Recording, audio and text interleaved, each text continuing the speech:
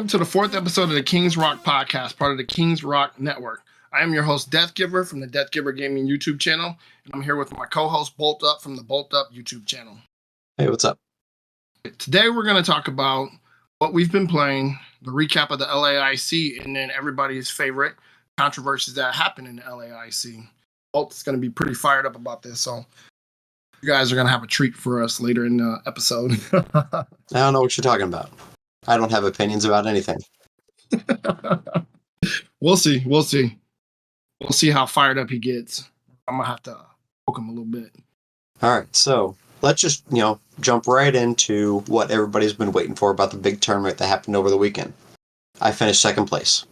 I finished second place at the big GLC tournament that happened locally here for us. It was a local GLC tournament of about 8 players. First GLC tournament I played in. It was really, really cool. A good opportunity to kind of change up the format a little bit. I played a dark deck. And for those of you that don't know, GLC is Gym Leader Challenge.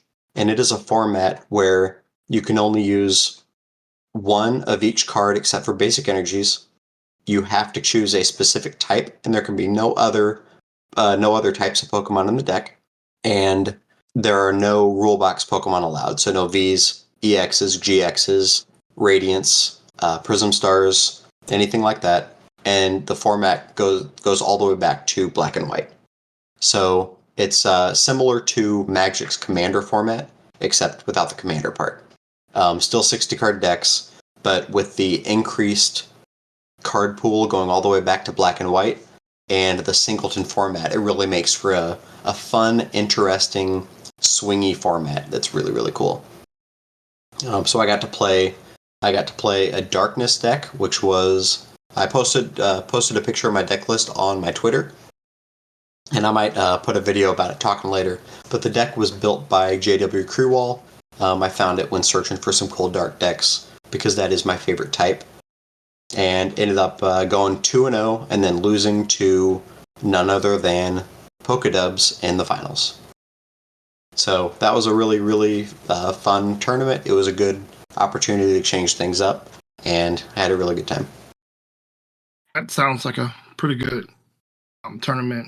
I'm kind of jealous that you didn't say anything to me about it, bruh. I see how it is. Speaking of dark decks, I would like to apologize for my Roaring Moon pick from last week on him finishing first in the tournament. His best finish in the tournament was 90, so do not follow my picks pretty much going forward until I get a better pick. Roaring Moon got exposed bad. As a matter of fact, I'm pretty sure that's what I'm going to title this podcast, is Roaring Moon Got Exposed. I remember talking, last week that I did not think Roaring Moon was as good as everybody else thought it was, and everybody else is good as a lot of people thought it was. I didn't think it was this bad. I wouldn't even have thought it was this bad. Like I said, I thought it was. I mean, you know what I thought. I thought it was one of the best decks out there, and that if it got going, it was going to smack every deck in the format down. But yeah, that definitely did. I thought we'd see a couple in top 32, maybe all around top 64, but 90th place. And when you start scrolling down, after 90, when's the next one? 118th? It's sooner than that, ain't it? I thought it was like 95 or something like that. No, 118th is the next one. But then after that, you got 123, 124, 129, and 132. So I will give Roaring Moon this. It owned the bottom of day 2. It owned the bottom of day 2. Yeah. I wouldn't even say it owned it because I'm seeing a lot of Gardevoirs in there, so I wouldn't. And Tina lost Tina, so I don't see Roaring Moon being like it owned anything. It pretty much owned that it was pretty bad. The 6 Roaring Moon decks that survived day 1 got something in day 2.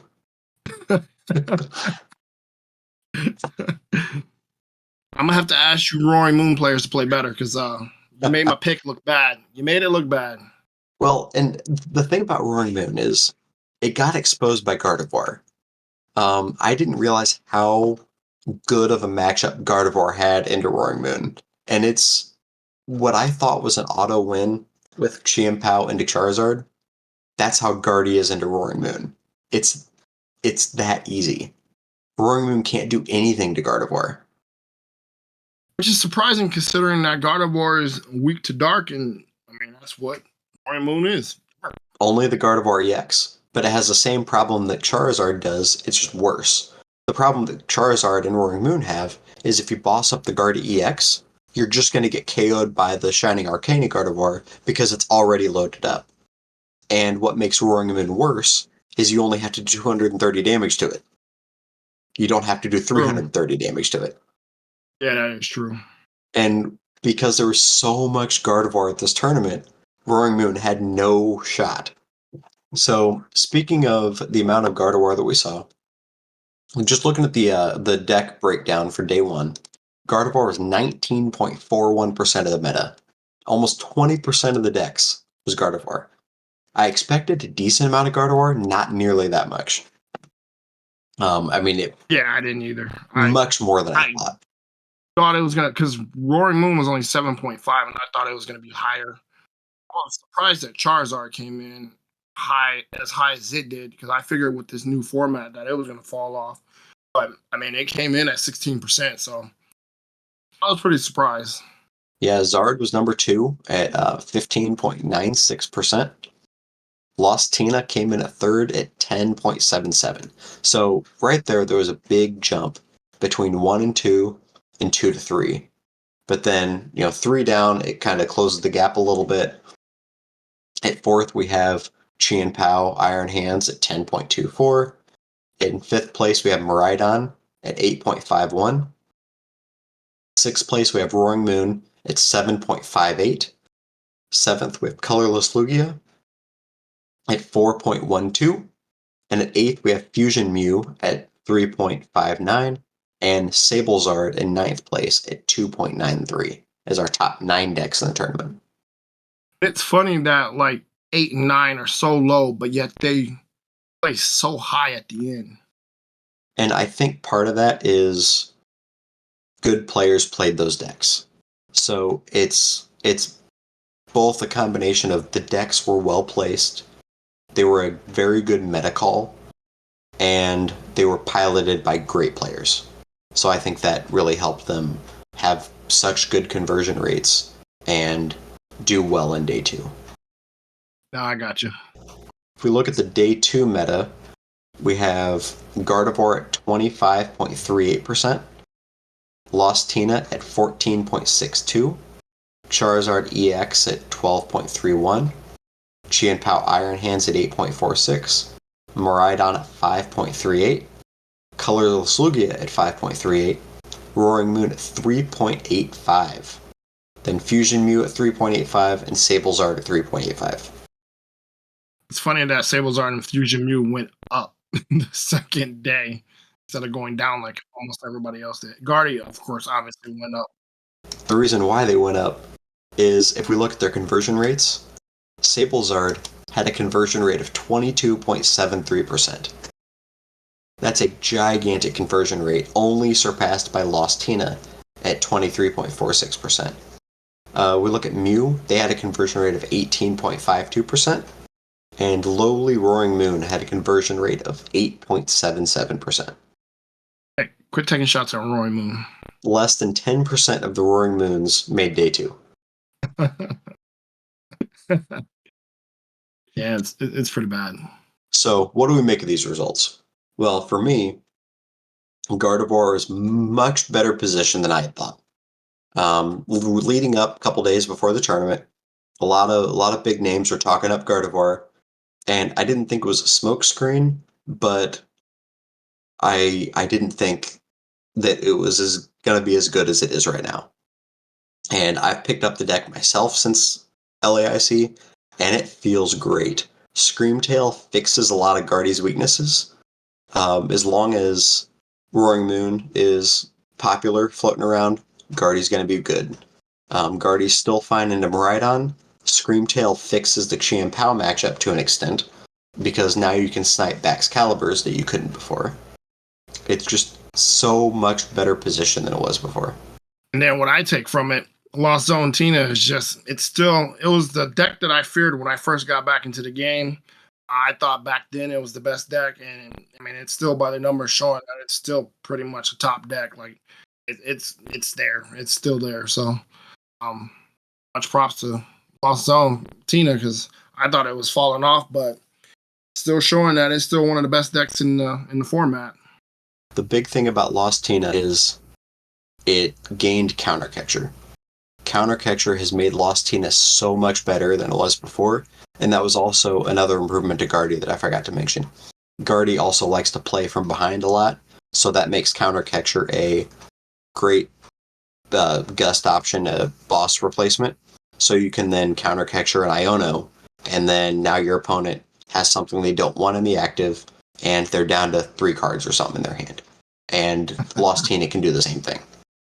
If you look at the other decks that did well day 1, day 2, we have Lost Tina, Sablezard, Guardy, Colorless Lugia, and Mew. Those are the top 5 conversion rates.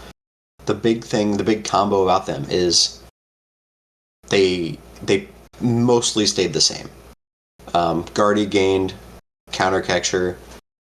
They also gained the Luxurious Cape with Screamtail. But the core of Guardy is still right there. Same with Lost Tina. Same core, but it gained Counter Catcher. Sablezard is still Sablezard. The highest placing Sablezard actually played a Roaring Moon.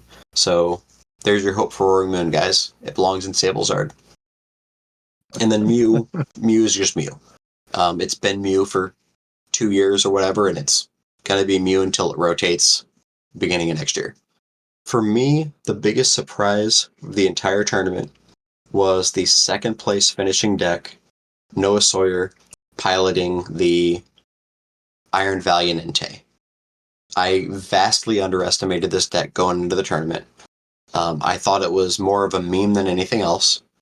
I thought it was people just trying to shove things in Iron Valiant to make Iron Valiant work. But it turns out the math is great. Entei being able to hit 220 with a full bench on both sides. With the Iron Valiant's extra damage, it can hit 230, 240. Those are very important numbers. If your opponent happens to not bench a couple Pokemon, you can Iron Valiant your way back up to what you need to get those important numbers. You then also have the Yoga Loop Medicham to get the final 2 damage and then be able to take an extra turn and do it all over again. I vastly underestimated how good this deck is. It is very, very good. I do not believe it was a fluke. I believe it was the real deal, and I think we're going to see it a lot more. I would say my biggest surprise is the first place finisher with the Miraidon deck. I did not expect that deck to get first again. I thought that there was too much out there that would stop it from getting first, and I mean, here it is again, topping off another major tournament, getting first. So that actually surprised me. Yeah, we had Kreewall win the regional with it, and now we had Yuho Kalama take first place running Miraidon. I was surprised by that.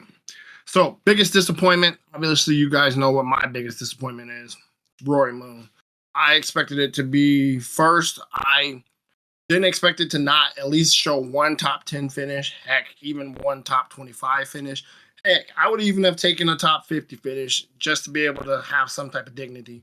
But it got top 100 at 90. Yeah, so you got a top 100 finish. That's got to count for something, right? That's not good. That's just not good. So, especially when I was expecting first. So, that was definitely my biggest disappointment. The biggest disappointment for me was probably my winner pick.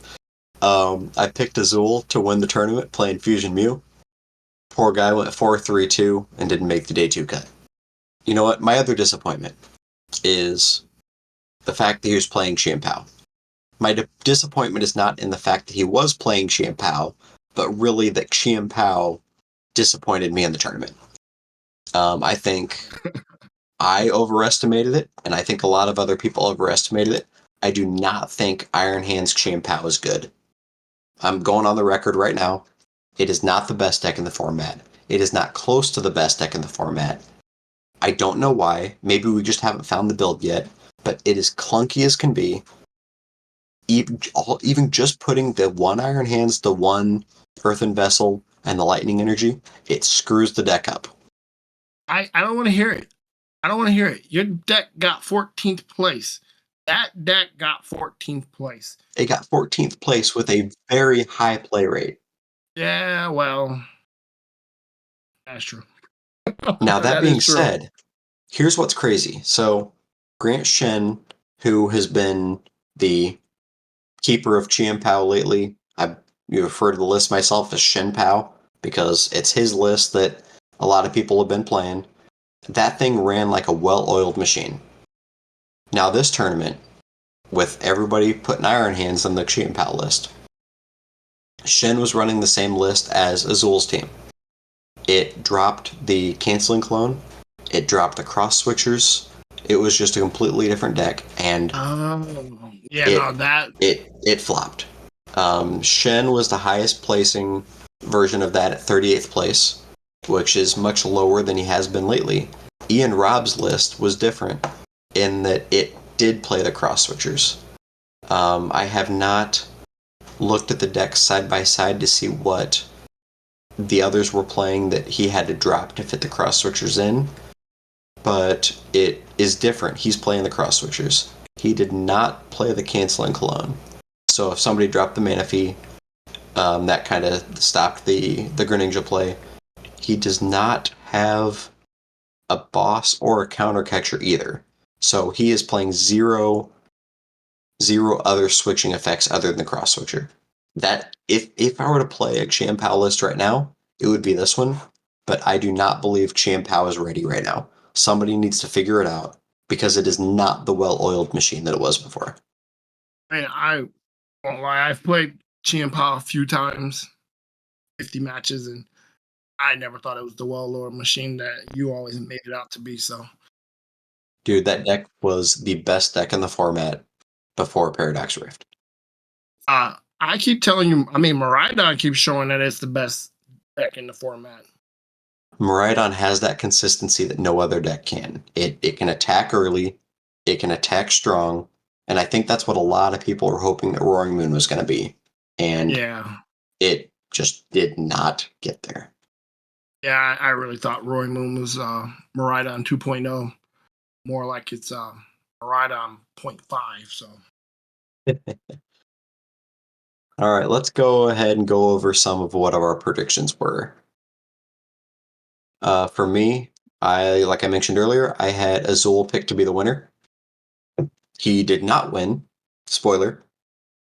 He did not make day 2, and he finished 4-3-2. I also had him predicted to play Fusion Mew, which I bet now he wish he had played Fusion Mew, but he did play Chien-Pao. Why didn't he stick with the Charizard? He did good in the last tournament with Charizard. He should have stuck with Charizard. So Azul and his team have a spreadsheet that they go off of to figure out what they're going to play in the tournament. And what the spreadsheet does, and I built a version of my own that is almost the same thing, I would assume, at this point. They haven't revealed any details as far as I know about how their spreadsheet is calculated, but what you do is you enter in the deck versus deck percentage rates based on what you think the matchups are. And then you enter in what you believe the meta percentages to be at the tournament, and it will spit out results giving you the deck in order of the highest chance to win. And that is how they decide what they're playing at each tournament.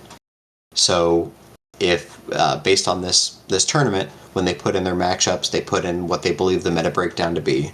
Chien-Pao is probably what the spreadsheet spit out. I got you. Seems like too much guessing. It's a lot of guessing, but when you are at that level and you can play any deck better than anybody else, you have that ability, you have that freedom. I am not at that point. I can play a good small handful of decks well, and I ain't touching Lost Zone. So there's my deck pool is much more limited than somebody like Azul. And my deck pool is even more limited than yours, considering that I don't play any deck good. So considering you have Charizard. But yeah. What was your Roaring Moon? Was that your prediction to win the tournament? Yeah. Yeah. You don't have to bring that back up. Yep. I'm going to bring it up about 4 or 5 more times for this podcast. Some other decks in the top 8. Do you remember what else you had in the top 8? Well, obviously I had Chien Pao. I had Miraida, but I had Miraida kind of low. Colorless Lugia, Fusion Mule, like a lot of the decks that I had. Well, actually, hold on. Before we go ended too up- far into this, let's actually say the decks that made top 8 here. First place was Miraidon with Yuho Kalama, first place Miraidon. Noah Sawyer got second place with Entei Iron Valiant. Kieran Farah got third place with Gardevoir. Gabriel Veloso got fourth place with Lost Zone Tina. Brennan Cameraman got fifth place with Sablezard with Roaring Moon. Sixth place was Matthew Burris with Gardevoir. And Kito Ari got seventh place with Snorlax Stall. And eighth place was Jeremy Gibson with Gardevoir. So we I had... nailed my Snorlax pick. I'll take that one. You did have that one. We have 3 Gardevoirs. We have a Snorlax. We have a Sablezard, Lost Tina, Iron Valiant, and Miraidon in the top 8. I also remember you said some sort of Lost Zone deck in the top 8. I tried to make you pick whether it was Lost Box or Lost Tina. You said some sort of Lost Zone deck. Well, there you go. You got both in the top 8. I nailed 2. Do you remember any other top 8 predictions? No. I think you had Gardevoir. I did have Gardevoir. I think I had Gardevoir, them at either Snorlax. 2 or 3. Actually, I had Chien Pao. I had Gardevoir at 2, I think, and Chien Pao at 3. I had the Lost Zones in there. I surprised by the Sablezard one.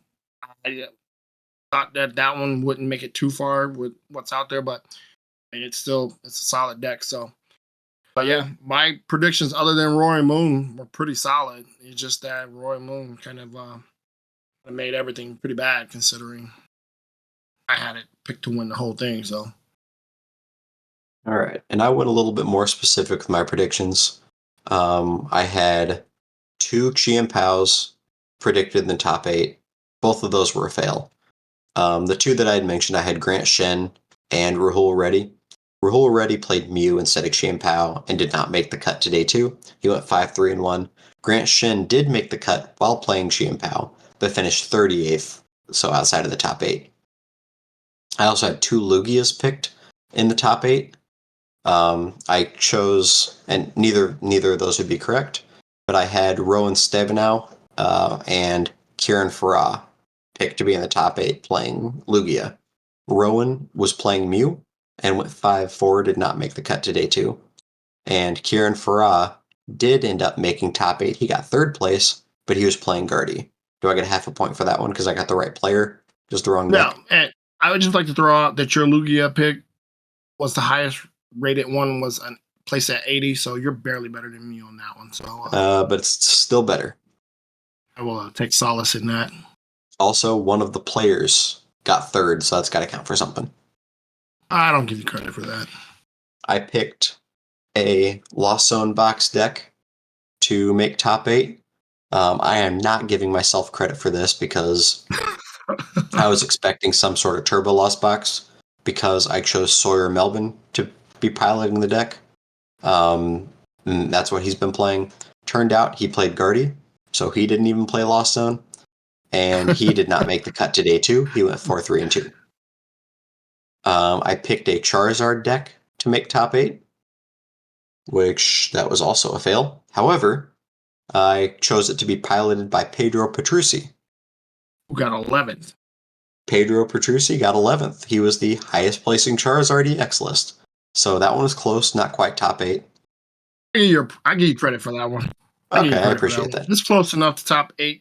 I mean, 11, 8, not much of a difference. So, how many did I actually get right? No Mew, no Chien Pao, no Lugia. The only one I got right, as far as the deck choice, was Gardevoir. However, one of the players I chose got top 8, and one got 11th. So what was it 4-2, 3? We give you the players as well. I had Maridon, Gardevoir. Give me a half a point for the player. So really, it's Okay. only 1.5 because So Petrucci was out of the top 8. 4 and 2.5. I give you that one just because I give you the because I mean that's pretty the good. Petrucci one. Actually called the player, even if he didn't make top 8, he got 11. So he got close. I was cheering for him in his his home country of Brazil. I was cheering for him to represent the LAIC, but just a little short. The Gardevoir prediction. So, Tord Reklev. Death, tell me what you know about Tord before any of this. Yeah. So okay, what I know is that not this past tournament, but like a major tournament before, yeah, he was controversially shown to have slow played in that tournament. I watched the video. I would definitely say controversial because I don't think he did it. That's my opinion, but it was a controversy, and a lot of people were up in arms about that he slow played and kind of slow played himself to a win. So yeah, that's what I know about it. Okay. So what happened with Tord this weekend? Tord was disqualified from LAIC. When it first happened, everybody's question around, was it slow play? Was it a deck list error? And nobody really knew that answer. Eventually, it was confirmed that it was due to slow play. And Tord eventually tweeted this out after a while, and he said, Round 3, Day 1.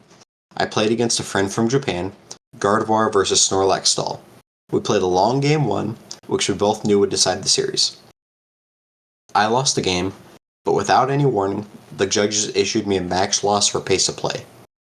The next day, during round 11, I get pulled out of the match during the end of the set, and also without any other warnings or any indicators that something was wrong, and I am informed that I am getting another max loss for pace of play.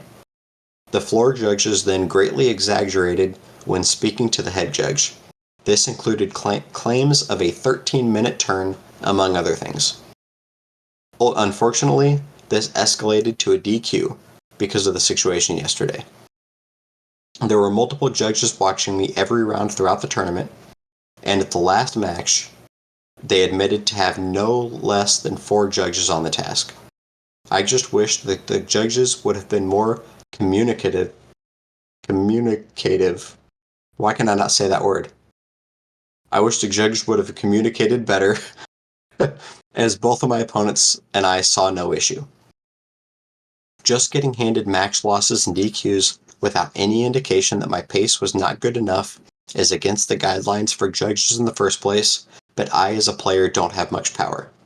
The people here in Brazil have been so amazingly kind and friendly to me, and I'm sad that I will probably not return after this experience. My DQ is one of many questionable decisions made by the staff at LAIC over the last years.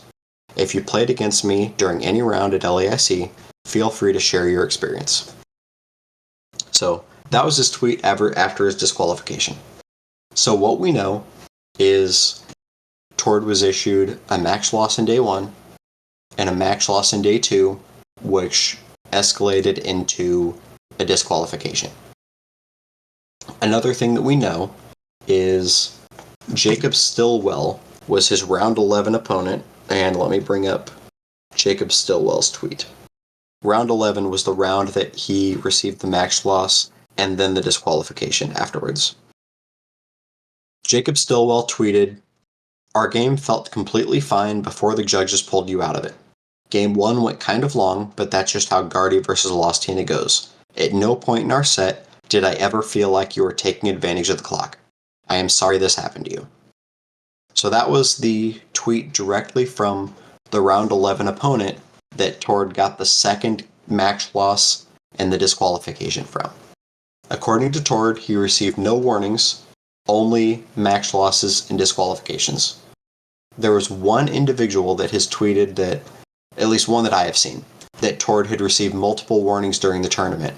But looking at this individual's Twitter history from before, he has a history of witch hunting Tord for slow play, so take that for what it's worth. Well, not to cut you off or anything, but all the tweets and stuff that you read, it's all well and good. But as I said when you told me about it and when it happened in real life, house always wins. The fact that there was so much controversy in the last tournament that he did, that he slow played, quote unquote, they were looking for it. They were fishing for it. They were looking for it. It was going to happen. The fact that people are surprised that it happened, I'm not surprised that it happened. It was going to happen. I mean, they're looking for it. House always wins. It's like the casinos. House always wins. They went to prove a point, and they proved their point. Ultimately, I agree with you. I believe that... How do I want to say this? I believe that the judges were out to get Tord. This is not anything against the Latin American Pokemon community. This is nothing against the tournament itself, the participants in the tournament. I think this was a decision made by the judges to be the ones to catch Tord. I think they, Tord's reputation preceded him, for sure. And definitely. I think this was something they can do to put their names on the map, being the ones to catch Tord. Now, I hope we get more information out in the future, because I'm really curious to know if Tord did in fact receive warnings. It sounds like he did not. And if that's the case, what's going to happen with the judges, with the tournament organizers? I've just heard a lot of horror stories about the tournament organizers before, and this is just yet another one. So, I don't know. There's a lot that we don't know about this, but going by what we know, it sounds like a pretty shady situation. There was another person that tweeted out that he talked to a couple of other Tord opponents, and neither of them, or both of them, indicated that it seemed like he was playing quickly, that he was not slowing the pace at all. And even my first-hand experience watching Tord on stream, it seemed like he was playing faster than he normally does. Now, the flip side to that is, if you're winning as Guardy, you're probably going to play faster. If you're starting to lose, you're going to slow down. You're going to try to manipulate that clock. Pedro Petrucci tweeted and responded to Tord's tweet here, and he said, "From my personal experience, you are able to drastically change your pace of play in order to take advantage of time, which is a gray area in the Pokemon TCG. Personally, I dislike it. Don't know if that was the case, but I've seen you slow play, and I think it should be punished." I believe it was Rowan Stavenow that agreed with him as well. But that's, again, off of his reputation. It sounds like in the tournament itself, he wasn't doing that. So it's pretty much like, we want to punish you for what you did in the past. Yeah, we couldn't catch you this tournament, but you know what? We don't care. We're going to do it anyway.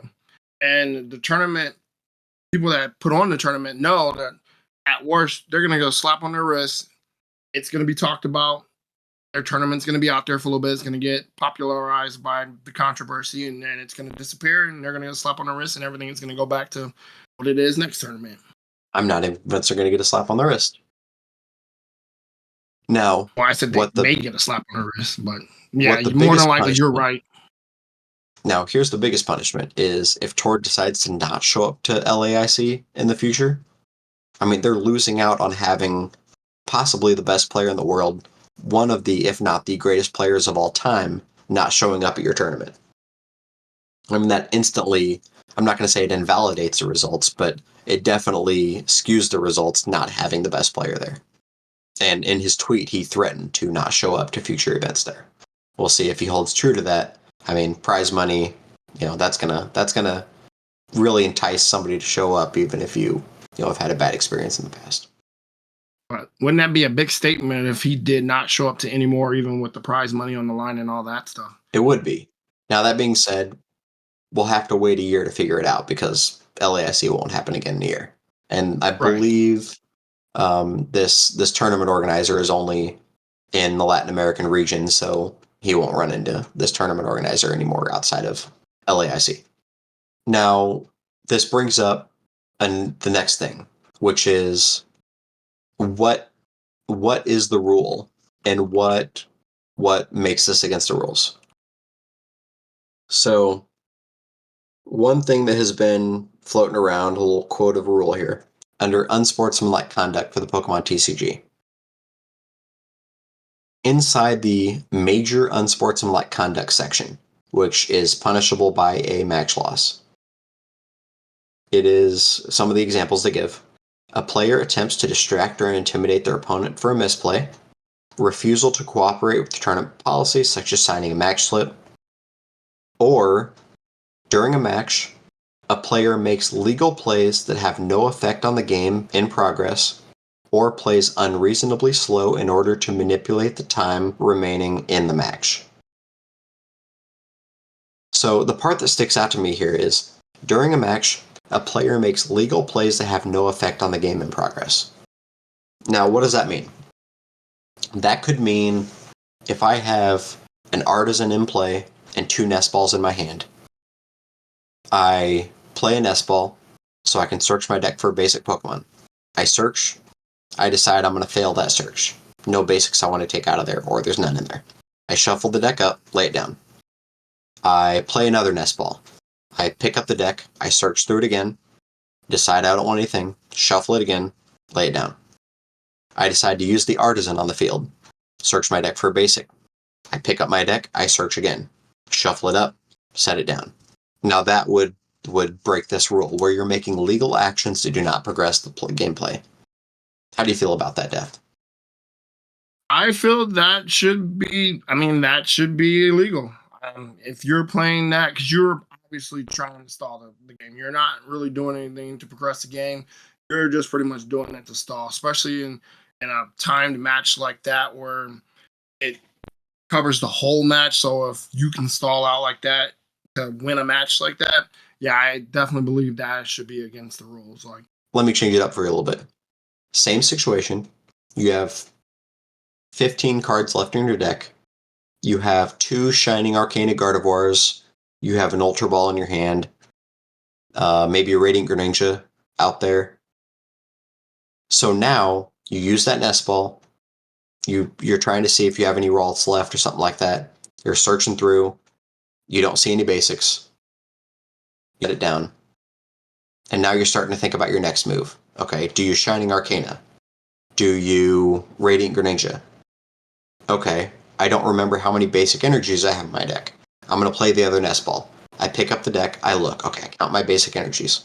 Okay, so I have 3 basic energies in there out of, what did I say, 10 cards? yes, or 15 cards. You said 15. 15, okay. So 3 out of 15 are basic energies. All right, I shuffle the deck up, play it down. Okay, I'm getting ready to Shining Arcana. Wait a minute. I have the Ultra Ball. Maybe I could play that, filter something else out. I don't know if I want to play the Ultra Ball yet, because I just counted the basic energies. I'm going to use the Artisan now, so now I can pick up my deck. I can look through, okay, I do have a target for the Ultra Ball, so now I shuffle it up. Does that change your opinion on it? Every single action was working towards a result for you. The reason why it doesn't change my opinion, yes, you know that you're doing that, but your opponent and the person that's judging the match does not. Because if they take your deck and look at it and see that you had no basic Pokemon and you were just going in looking, it's still against the rules. Now, that's saying it's black and white. Granted, like you said, your scenario and the other scenario, yeah, it's hard to but that's what the rule is for, is that I don't have to disseminate between the two. Did you go into your deck and look for a basic Pokemon? You didn't pull one out. You did it again. You didn't pull one out. You did it again. You didn't pull one out. So you're not progressing the game. You're disqualified. So I don't even have to, like, as a judge, I don't even have to even think about it. Now, as a player, does that stink if you're doing that? Yeah. So, I mean, there's been matches where I've done that, where I've gone into my deck and I'm like, hey, did I see a boss in my deck, or did I see an energy in my deck? I got disqualified for it because I kept going into my deck to look and I wasn't doing anything else, then there's nothing I can really say. Okay, and I agree with you that if you do that, you will probably get punished based on that rule. However, I would argue that that does not fit that rule because you are progressing your game state. Now, once again, the judges don't know your intent, but that's the problem with this rule. But that's the thing, because you're saying that they are progressing their game state, but based Correct. on the actions that they took, they didn't progress anything. They pretty much just got rid of 3 nest balls and brought out no basic Pokemon, and then used Artisan and brought out no basic Pokemon.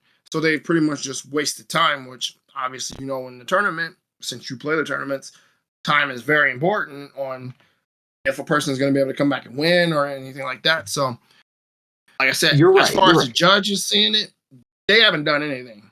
As far as the players seeing it, and like you and me, that we could argue, like, yeah, they were progressing, or no, they weren't progressing.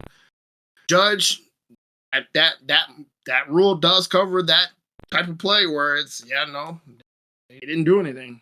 Well, okay, you're right. I mean, I agree with you. I agree with you from a judge's standpoint. But what I am saying is what I'm saying is the rule's dumb. And the reason why it is dumb is because in the first scenario I gave, you are clearly not progressing the game state. But in the second scenario, where there is an intent for everything you do, and it determines what you do in the following moves, then I would argue that it is absolutely in every way progressing the game state. How does the judge differentiate that though? They don't, and that's why the rule's dumb. But to take it one step further, you have a super rod in your hand. You're debating if you want to super rod a Gardevoir EX back into the deck to use that Ultra Ball. So you use that last Artisan to search to see if you have a Gardevoir EX in there. The reason why you don't want to do the super rod before you know that answer, is because if you already had a Guardy EX in there, then you super rod another one. Now you have a less chance of getting those energies off of the Shining Arcana because you just threw an extra card in there. So that's why that's important, and that's why I am arguing that you are further progressing the game state even though it doesn't look like it. Once again, I concede that the judges don't know the difference because they're not in your mind. I understand that. But my ultimate argument is the rule is dumb. That's what it comes down to. And I agree with you. Like, I agree the ultimate argument is the rule is dumb, but then the argument is, okay, so then the discussion turns to how do you fix it? Because with the current way that the tournaments are going, it's not going to work. I like the way it is online where each player has their own time limit, or if you run out of your time limit, I don't know because I've never ran out of the time limit, but I feel like if you get a time limit and you run out of your time limit, you lose the game. And that's what they should implement into the tournament. Give a 15-minute time limit per person. That's the chess clock theory. When it's your turn, your timer runs down, you make your turn, the timer moves to the next person. Here's the problem with that. Shuffling your deck. This is the first problem I have with this, is if my chess clock is running and I do a nest ball search, I shuffle my deck. What do you do after you shuffle your deck? You cut it. You don't cut it. Your opponent has the option to cut it, right? Well, your opponent not only has the option to cut, they have the option to shuffle. They're allowed to shuffle your deck. So if they pick up your deck, they start shuffling, whose clock is that on now? Is that on your clock? Is that on their clock? It's still your turn. So if they sit there and shuffle it 5 or 6 times, and then when they get done shuffling, they set it down, you now have the option to cut your deck again. And you better believe every time my opponent shuffles my deck, I'm cutting that deck one last time. So that's just additional things that have been added there that are probably going on your chess clock. Well, because then that way, we're at a time where technology is now at a point to where, once you start shuffling, you can pause the clock, or if it's your opponent decides they want to shuffle it too, you start taking time from their clock because it's now their move. They're doing like for each, even though it's your turn, they're doing the move. It counts against them. I know in like Master Duel, if I make a play and my opponent has the ability to counter the play or shuffle their deck or whatever it is that they're trying to do, it starts counting down their timer and it affects their next turn. So, there's ways around it. Logistically, that's really hard to do in a 1,700 person tournament. I agree. Number one, you need to get chess clocks at every single station. And then you have to get people, hitting their button when they hand over their deck for the opponent to shuffle mid-turn, I mean, that's incredibly hard to remember. Like I said, I agree, and there's no easy fix to it, and that's why this rule right now exists, is that's the easy fix. It makes it where it's easy for the judge to disseminate that I don't have to think on what the player may or may not be doing. I can just disqualify him.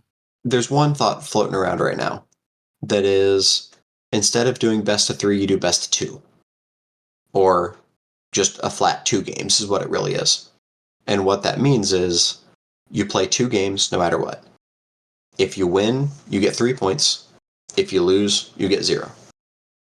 So at the end of the match, you could have 6 points, you could have 3 points, you could have 0 points. And now what that does is it eliminates ties. It eliminates, for the most part, timing out, because you're not trying to fit 3 games in, you're only fitting 2 games in. And it could ultimately solve this problem. Now, one of the big reasons against this is streamed games. If you're watching a game on stream, people will be underwhelmed if the game ends in 1-1. And a lot of them will. But in my opinion, who cares? If it is enough to fix the tournaments, I don't care if people are a little underwhelmed when there's a tie on stream. There's ties on stream all the time right now. When you're trying to get your product out to group at large, or the audience at large, and not to just the people that are playing the game, because you and I wouldn't care, and probably a lot of the other people that are playing the game wouldn't care, but just some random person that wants to watch the game, they're going to want to see a winner and a loser. It's just like sports. You want to see a winner or a loser. Nobody likes a tie in football. They want to see a win. Tell that to the rest of the world that watches so many ties in soccer. True, that is true, but I don't think they like ties in soccer either. To be honest, they would have fixed it, but they haven't fixed it because no one cares. How do you fix it? Yeah, that's true. That's true. You do what they do in World Cup playoff time, and you do penalty kicks over and over again. But I mean, they haven't fixed it yet, and I think the average viewer will get over it because the winner of the match doesn't matter. The winner of the tournament is what matters. And that's what you're working towards. That's the bigger picture. And in my opinion, that is a better option. I don't care if a few people are disappointed with the tie on stream. Like I said, ties on stream happen right now all the time when you can't finish out the game. So I don't see that as a big difference. And I mean, to be honest with you, just watching a timeout, I don't want to watch a timeout either. Like, I want to see the conclusion of the match because, I like your idea as well. Just making it a 2-match, or even making it a 3-match, and just having a timer to it, to where, like I say, each player, I don't know. There is something that can be done that can be different. Now, here's my next question.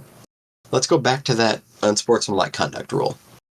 The unsportsmanlike conduct rule that says during a match, a player makes legal plays that have no effect on the game in progress. Does that make the Snorlax stall deck susceptible to this rule? Because every single action that deck does not progress the game state. As a matter of fact, the goal of that deck is to delay the game state as much as possible. That's true. So, is the Snorlax stall deck susceptible to the unsportsmanlike conduct rule? Because when I'm playing this deck, I am making every possible action I can to stall this game out, to bring up cards that can't attack, to make it as hard as possible on the opponent to actually do anything to progress the game. I think based on... No, because you're, like you said, you're bringing up cards. They can't attack, but you're still bringing up cards into play. You're not nest balling to nest ball to artisan, or you're not nest ball, and not doing anything. You would be bringing up a Pokemon, but it would just be a Pokemon that would be to stall. Or you're playing a card that would be to stall. It wouldn't be that you're doing plays that can be construed as stalling. But again, obviously, it's a good question. And the answer is you're right. It's not. It's a completely different animal, but that I just thought it was funny. I mean, when I started thinking about it, the whole goal of the Snorlax stall deck is to not progress the game state, and by using legal actions. And so when I read that rule, my first thought was, that's what I do every single time I play Snorlax stall. Now, okay, so now here's my question, because I've done this online, and I've had it done to me quite a few times online. We're at a point that, I try not to do it. I'm not trying to be a troll like that, but I do tend to be if I'm pissed off at the opponent. But where it gets to the point to where you won, it's your final turn, you've won, and you do 15, 20 moves before you actually attack your opponent to win, like in a tournament. I mean, would that be considered not progressing the game state if you know that all you have to do is just attack to win, but you're playing your nest ball to bring out a bench Pokemon, and you're doing your Pidgeot to bring out another card that I can draw and go back into my deck and pull out some more cards that allows me to draw, and then I can boss into something and bring that up, and then I can escape rope. And I mean, so that would be like where the rules is. Where am I doing plays unreasonably that would be stalling out the game, or am I actually progressing the game?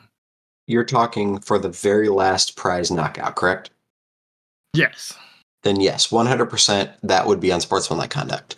And the reason why is because the game state is not being progressed. You have an attack, you have the win, and if you are blatantly doing things to prolong it, then 100% unsportsmanlike conduct. And the reason why I say that is, think about if this is game one of a best of 3. You're playing a notoriously slow deck like Gardevoir, for example. If you're going to win game 1, you better believe that it is in your best advantage to win the entire series by prolonging that as much as possible. Because if game 2 doesn't finish, you're the winner. Yes. So that is 100% unsportsmanlike conduct to do something like that based on this rule. Because you are prolonging the game so that you are manipulating the clock in a way that it will allow you to win. But you're making moves, though. You're making legal moves that do not progress the game state.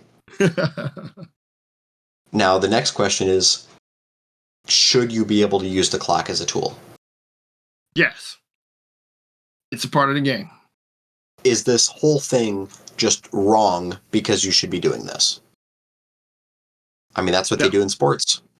Yeah. They have a shot clock in basketball, but you see teams, use that shot clock to their advantage if they're winning.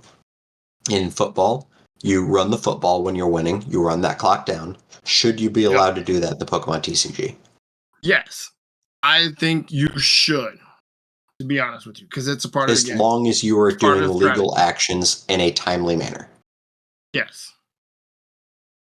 Let's go back to... I think it should be a part of the game. But obviously, you're going to have a lot of people that disagree with it.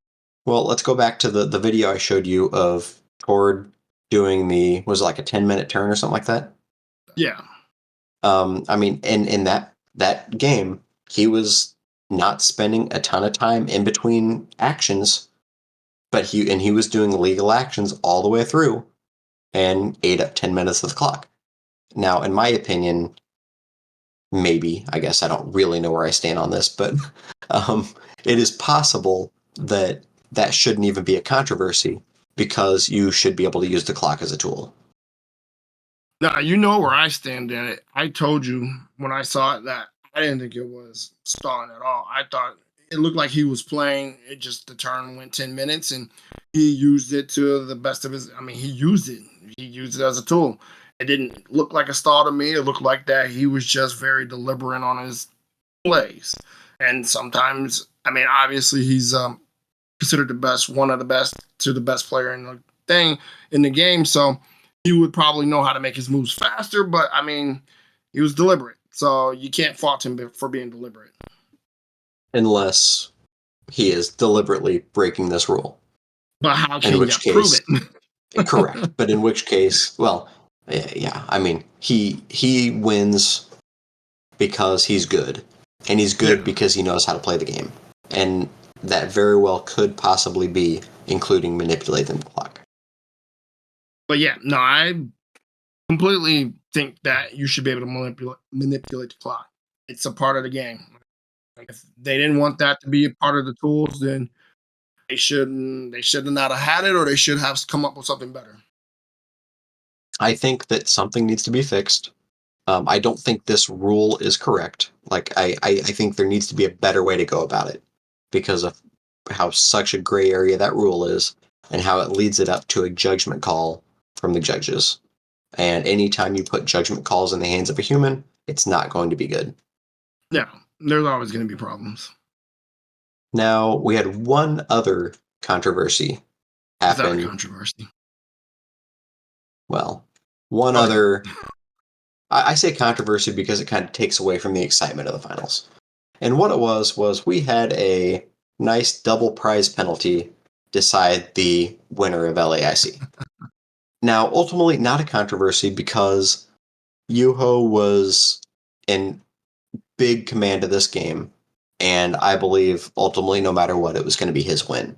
But to recap what happened, Yuho was up 2 prizes to none. Noah Sawyer had an Iron Valiant in the active. He retreated to an NTV. He fleet-footed to draw a card. He escape roped to put the Valiant back in the active.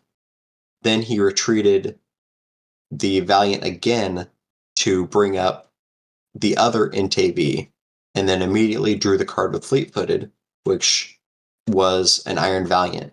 Then he played the Iron Valiant on the bench and ended his turn at that point. Nothing was caught. It went on to Yuho's turn. He played his turn almost completely through, and then the judges stopped the game. They were talking about it, and then it was quickly revealed that it was because of a double retreat. So the judges talked it over, decided that all they needed to do was switch the Iron Valiant and the Inte, because the Iron Valiant was the one that was the second retreat. So putting the Iron Valiant in the active, and then they moved the game along. Both players agreed that was good. They moved the game along. Yuho finished his turn by knocking out the Iron Valiant. Noah had then promoted the other Iron Valiant at his turn, where he was able to knock out an opposing Miraidon. It went back to Yuho's turn, and then during this turn, so Yuho was now up 4 prizes to 2. Gameplay was stopped again. When they were talking it over, you could see Yuho's face just kind of drop when he realized what was about to happen. And he was upset that he knew a double prize penalty was about to be called, because what the judges didn't realize was when that double retreat happened, he drew a card with fleet-footed, which became that second Iron Valiant. So a double prize penalty was given to Noah Sawyer because he drew an extra card and the game state could not be reset. Now, for those that don't know, a double prize penalty is given for any kind of a major violation like this. And what that does is it means that your opponent has to take 2 less prize cards to win the game. So they don't get to actually take the prize cards, but you select 2 of your prize cards that are the penalty cards, and then you just have to take all the remaining prize cards for that.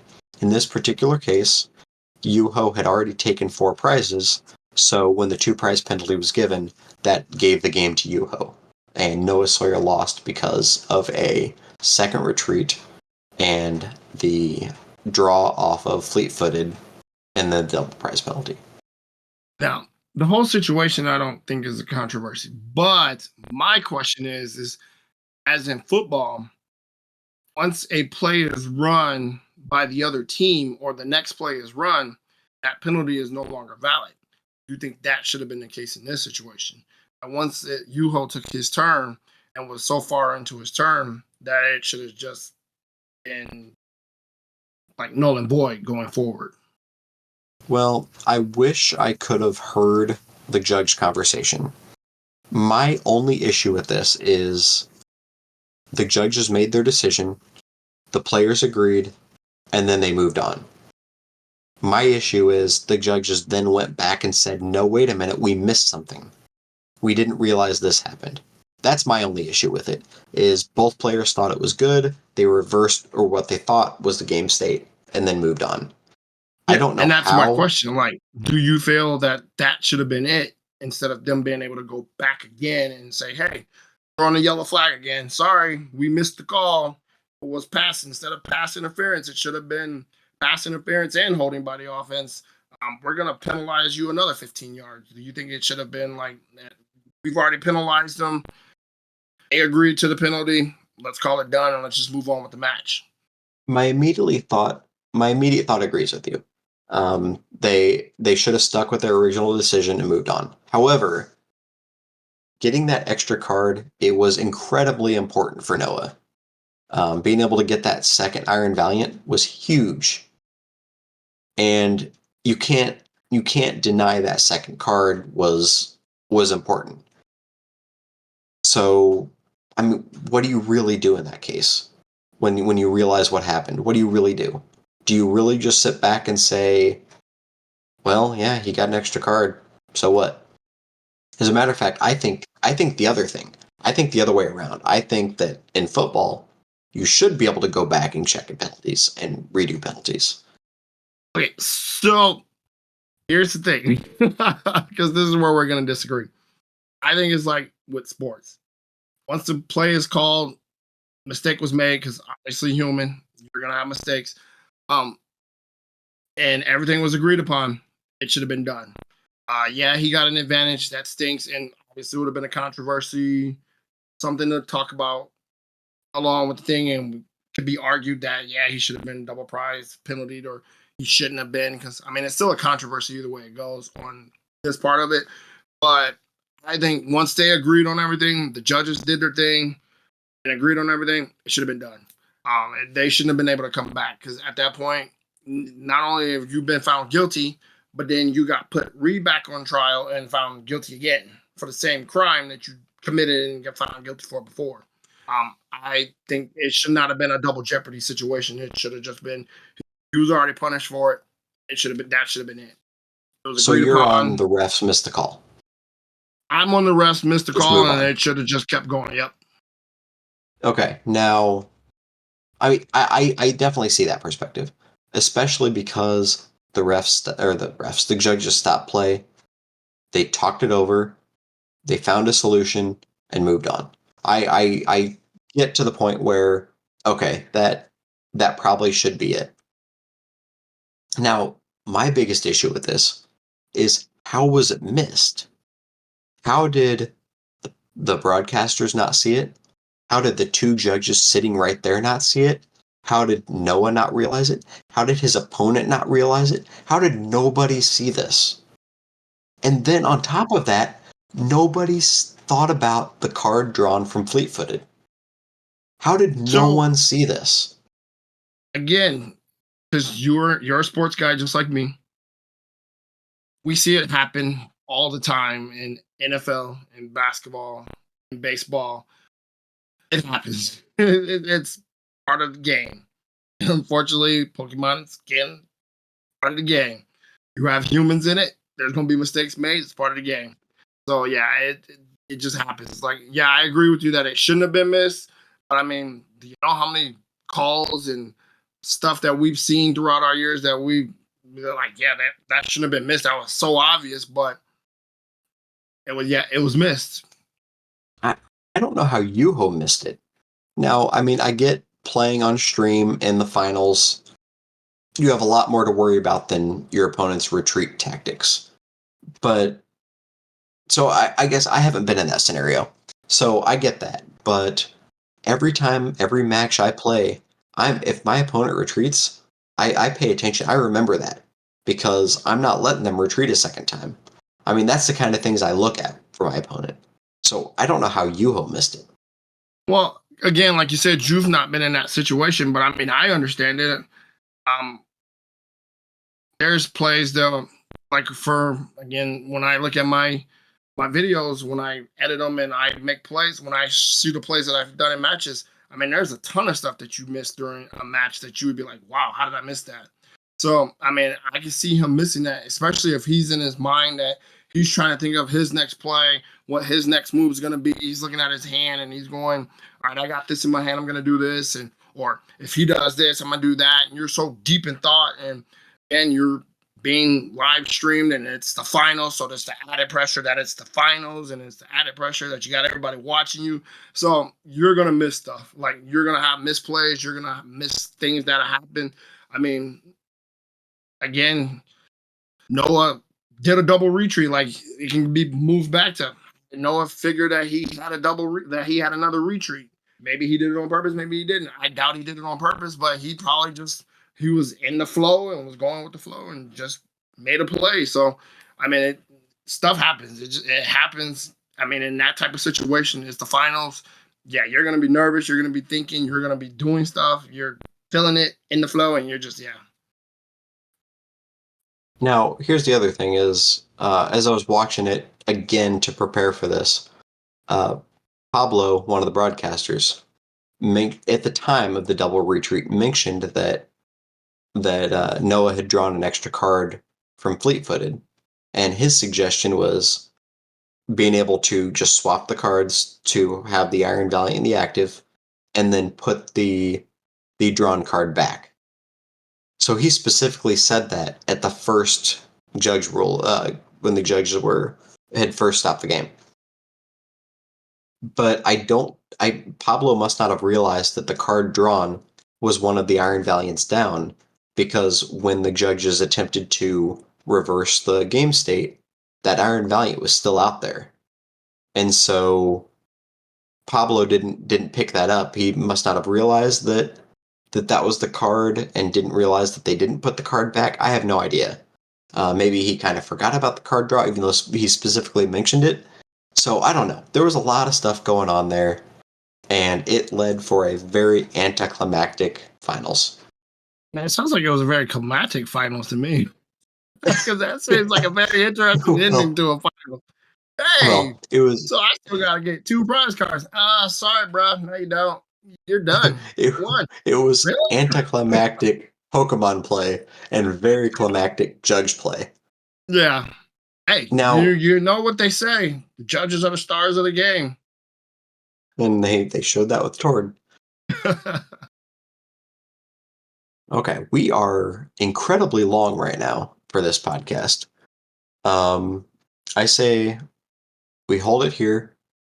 Next week is going to be our first non-Pokemon podcast. We're going to be doing a Yu-Gi-Oh podcast. So, Yu-Gi-Oh! Death, you're going to be taking the reins on this one, and I have a week to study up and learn this game. And then the following week, we'll kind of go back and maybe revisit the LAIC results a little bit more and see just kind of how everything's progressed since then. So that way we can kind of pick up where we left off. We didn't really talk much about the tournament this time around, as far as just how the top 8 and what the deck list looked like. So we'll kind of delve more into the metagame in 2 weeks after we do our Yu-Gi-Oh! Podcast. So, Death, do you have any closing thoughts about today's episode? Yes. Roaring Moon sucks. Charizard's still the best. And let's go Miraidon. I will be playing a lot of Snorlax Stall. That is my new favorite deck to play. I'm trying to get some more videos up. And I have a local tournament this weekend where I will be playing some Snorlax Stall. So, any locals to hear this, I guess you know what to expect coming up. Well, actually, I would like to add in, I made some changes to my Charizard deck, so right now I haven't been playing it too well, so I plan on actually doing a live stream of it this Saturday night to play. Probably Bolt to drop by and you guys can see his deck in action against mine, but do some live streaming, try to kind of learn the deck more, so I'm gonna live stream my matches that probably Saturday night to get some play in. Yeah, for sure. I'll be there. Whether to play or watch, I'll be there. All right, cool. All right. Everybody, thank you for joining us for episode 4 of the Kings Rock podcast. I hope everybody has a good week, good evening, and we will see you next week. And happy Thanksgiving, everybody.